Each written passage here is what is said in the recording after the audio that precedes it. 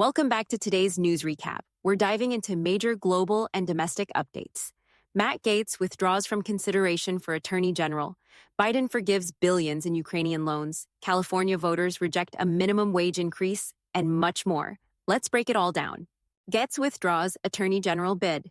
Former Representative Matt Gaetz has announced he's withdrawing his name from consideration as President-elect Donald Trump's pick for Attorney General. Gaetz described his confirmation process as a potential distraction, stating, "There is no time to waste on a needlessly protracted Washington scuffle."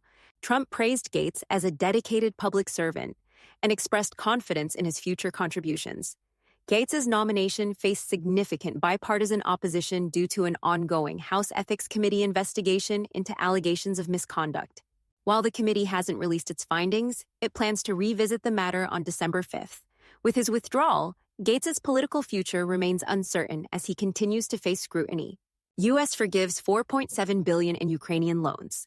The Biden administration has canceled $4.7 billion in loans to Ukraine under a funding bill passed in April.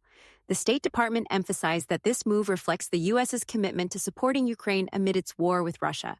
Despite bipartisan backing for aid, Senator Rand Paul has introduced a motion to disapprove the loan forgiveness. President Biden, however, remains firm on expediting support before leaving office in January, amidst concerns that the incoming Trump administration might reduce U.S. assistance. Since Russia's invasion in 2022, U.S. financial aid to Ukraine has totaled $61 billion, including military and economic support, underscoring America's strategic commitment to countering Russian aggression. Russia tests new missile in Ukraine strike.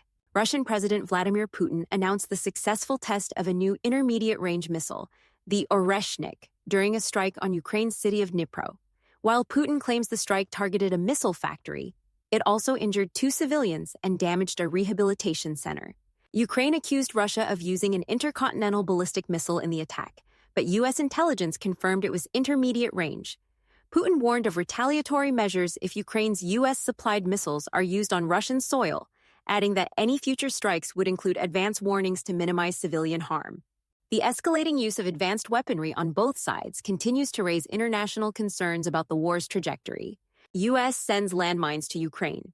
President Biden has approved the delivery of anti-personnel landmines to Ukraine, signaling a significant policy shift.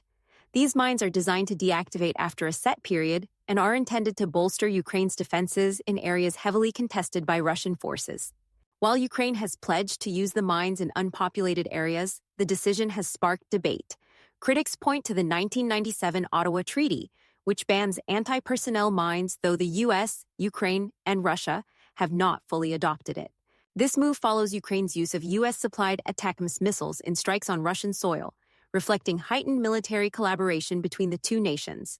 ICC issues arrest warrants over Gaza conflict. The International Criminal Court has issued arrest warrants for Israeli Prime Minister Benjamin Netanyahu, former Defense Minister Yoav Gallant, and Hamas leader Mohammed Deif. The charges include war crimes and crimes against humanity during the Gaza conflict. Netanyahu and Gallant are accused of depriving Gaza's population of essential resources, while Deif faces allegations related to the October 7th attacks, including murder and hostage-taking. Although Israel and the U.S. are not ICC members, these warrants could complicate international relations and peace negotiations.